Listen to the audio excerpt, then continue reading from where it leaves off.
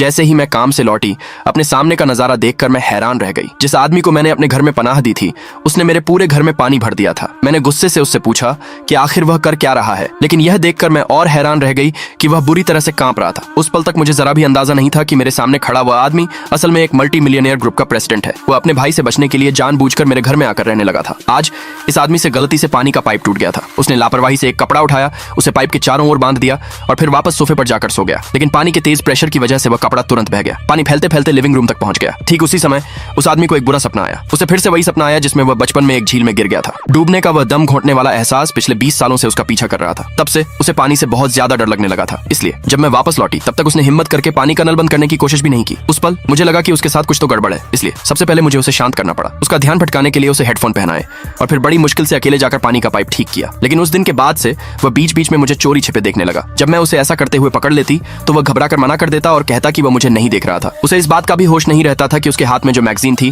वो उल्टी पकड़ी हुई थी। अगले दिन मैं फर्श पर पोंछा लगा रही थी। उसने थोड़ी देर टीवी देखा, फिर अचानक खड़ा हुआ और मेरे पीछे आकर खड़ा हो गया। उसके हाथ में कपड़ों का एक टुकड़ा था। जब मैंने उससे पूछा कि वह क्या कर रहा है तो उसने घबराते हुए बताया कि उसे चिंता हो रही थी कि कहीं मुझे ठंड न लग जाए। लेकिन जब मैंने खिड़की से बाहर चिलचिलाती धूप देखी तो मुझे उसका यह बर्ताव बहुत ही अजीब लगा। इसलिए मैं उसे दोबारा चेकअप के लिए ले गई। लेकिन उसके चेकअप में किसी भी तरह की कोई समस्या सामने नहीं आई। डॉक्टर ने मुझे बताया कि शायद किसी गहरे सदमे से गुजरने के बाद उसके दिमाग पर असर पड़ा है और उसे धीरे धीरे ठीक होने के लिए परिवार वालों के सहारे की जरूरत है। इसलिए मैं चाहकर भी उसकी तरफ चिंता भरी नजरों से देखे बिना नहीं रह पाई। लेकिन जब मैंने उसकी तरफ देखा तो वह मेरी तरफ देखकर बेवकूफों जैसी मुस्कान बिखेर रहा था। दूसरे पार्ट के लिए कमेंट में यस लिखे।